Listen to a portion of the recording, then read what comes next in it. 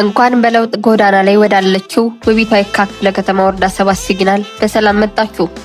ጠቅላይ ሚኒስትር ዶክተር አብይ አህመድ የመደመር መንግስት መፍጠንና የማብዛትን የማጥራት ሐሳብ የያዘ ነው። ዛሬ ላይ ሆኖ የተሻለ ነገር የሚያይና የሚገነባ ነው ባሉት መሰረት በወረዳችን ሲግናል ስምምነት ሲግናል ዲክላሬሽን በአስተዳደሩ እየተሰጠ ያለው የአገልግሎት አሰጣጥ ሁኔታና ለማሻሻል ስራዎች እየተሰሩ ነው። ይህም የልማት ስራዎች ከቢሮ ማዘመን ጀምሮ እስከ ሞዴል ብሎክ ግንባታ ተከናውኗል። የግንባታ ስራው ዋና ዓላማ የቢሮ ጥበትን መቅረፍ ብቻ ሳይሆን በዋናነት ስራና ሰውን በሚያገናኝና የተገልጋዮችን ፍላጎት በሚያረካ ምቹ የስራ አካባቢን ለመፍጠር ነው።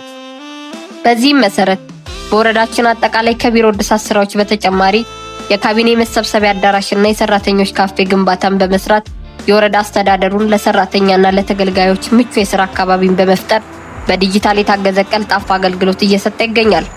በአዲስ እይታ የካ ከፍታ ሞዴል መኖሪያ ብሎኮችን በማስፋፋት አዲስ አበባን የሚመጥን ዘላቂ ልማት ማረጋገጥ ይገባል። የካ ክፍለ ከተማ ወረዳ 7 ኮሚኒኬሽን ጽህፈት ቤት በአዲስ እይታ የካ ከፍታ ሐሳቤ አንዱ ተግባር የተቀናጀ ሞዴል ብሎክ በመፍጠር ሲሆን ብሎኮችን ምቹና ውብ አካባቢ እንዲፈጠር ያልተቋረጠ ክትትልና ድጋፍ ተደርጓል። የሞዴል ብሎክ ግንባታ በሲግናል ስምምነት መሪነት ለሌሎች ወረዳዎች ተሞክሮ ሊሆን በሚችል መንገድ ህብረተሰቡን ባሳተፈ መልኩ የተቀናጀ የሞዴል ግንባታ ትልቅ ለውጥ ታይቷል።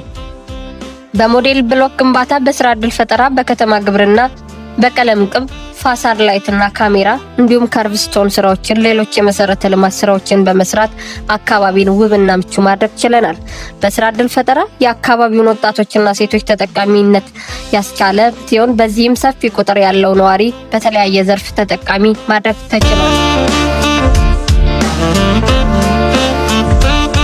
በሰላምና ጸጥታ ስራ በወረዳችን ነዋሪዎች በሰላም ሰራዊት በማደራጀት አካባቢያቸውን ከማንኛውም የጸጥታ ስጋትና ወንጀል ነፃ ማድረግ ተችሏል።